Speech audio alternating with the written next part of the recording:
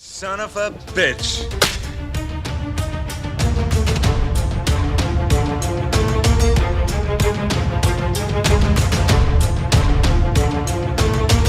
Groovy.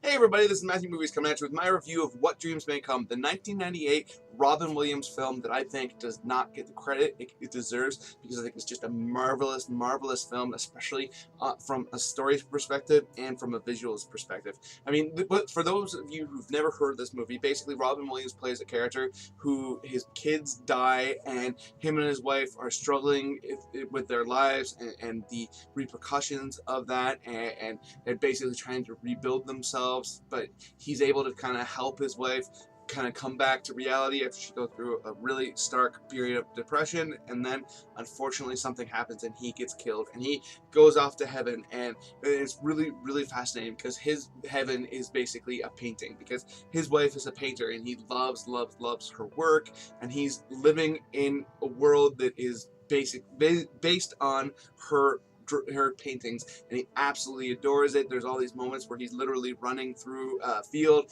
that's made of paint, and everything's kind of like around him, because if you ran through paint, it gets pretty dirty, and just visually it's amazing.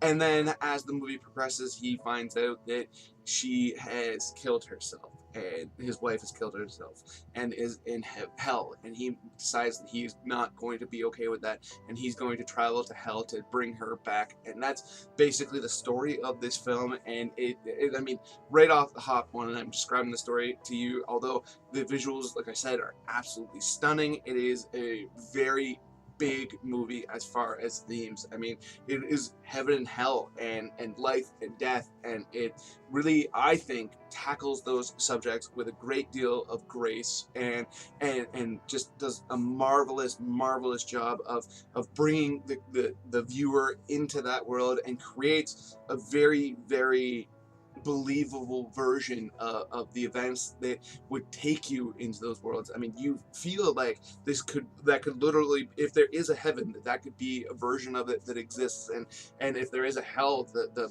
visual of hell is also equally believable. I mean, like I said before, this movie is absolutely highlighted, but to a large degree on its visuals. I mean, there's moments where you literally are in a painting, and then there's others where his character is seeing a world that is based on a painting, and it looks just absolutely marvelous and gorgeous. And there's these huge visuals that are just amazing. At the same time, there's all very dark moments as well. Basically, when he finds out what has happened to his wife, there is one of her paintings that she redoes and adds this really dark and depressing side to it, that all of a sudden, because of how strong their connection is, his version of heaven has this dark area because she did that.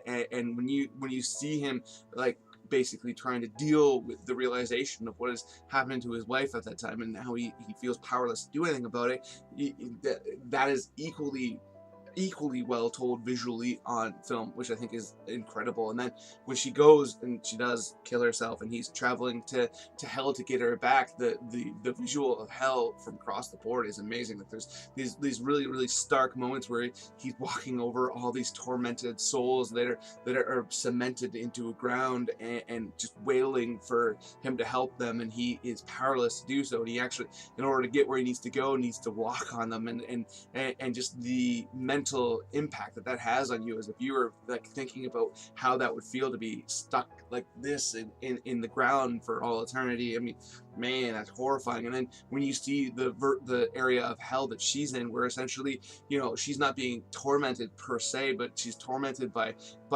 her decision, and she can never accept what she's done to herself. And so she's in this kind of shadow version of the life that they've built, and it's just absolutely, like, horrifying, and you can completely understand why he would want to save her from it.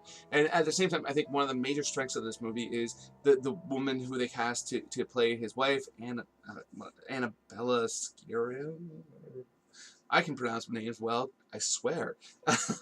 She does a marvelous job in this movie. I mean, she plays both sides of the character to absolute perfection. At the beginning of the film, you meet her, and she's this very vibrant woman, and you can completely understand why he would absolutely adore her and move heaven and earth to live his life with her, and why he is so dogmatically loyal to her, even when he is in a world that is completely made for him to be everything he could ever want. When he knows what's happened to her, he could never give that up, and you can completely understand that because the connection that they have on screen is just absolutely, you know, electric and fantastic. And at the same time, when they show her where she's dealing with her depression, oh man, like it absolutely feels honest and real, and you know, she's in this world where she just can't accept what's happened to her kids and what's happened to her, and she does such a marvelous job of performing both sides of a personality and really feeling like though they're complete opposites, feeling like they're the same person. I mean, it's just such a fantastic job. And then you do get introduced to his kids when he's still alive in flashback, and you can completely fall for them and understand why these two parents would be so wrapped up in them. I mean, just beyond the fact that they're parents. As a parent myself, obviously, you absolutely adore your kids, but they show all these moments that he has with his kids where he's really getting to them, and even though they're kind of in that time period before they died, where they were teens and they're not necessarily going to be completely forthright about their emotions, you do see these kind of watershed moments in their relationship where he is able to break through to them, and they're just, I mean, the girl who plays his daughter does a fantastic job. The same with the boy who plays his son. I mean, it's just absolutely great. And then when they go to heaven, you get introduced to the character played by Cuba Gooding Jr., who's basically his guardian angel to a degree, is there to kind of show him the ropes of heaven, and he, I think, plays a great job, does a great job in this movie as well, and really is somebody that is so dogmatically loyal to Robin Williams' character. And when you find out why he would be like that, I mean, it's very effective. And then there's another character that is played by Max von Sydow, who is essentially the river boat driver, the guy who is able to show him how to get to Hull, and just I mean, he brings a level of gravitas to this film that I think would have been sorely missed if he wasn't there. I really feel like this movie is just expertly made, and it's so effective, and just for me, absolutely marvelous, and a movie that, you know, is not going to be one that you're going to want to watch necessarily over and over and over again, but when you do, it's going to have a real effect on you that it's hard to let go afterwards, and it will stick with you for days. And I think that is a real mark of a wonderfully told story. So those are my thoughts. Let me know in the comment section below what you think, if you've seen the movie, if you've heard of the movie, whatever. Other than that, please hit that like button, hit that share button. It makes it much more likely that other people come check out this video, and please hit subscribe, hit that notification bell if you haven't yet, because I absolutely love talking to people about movies, and I'd love you to be one of them. Other than that, have yourself a good day.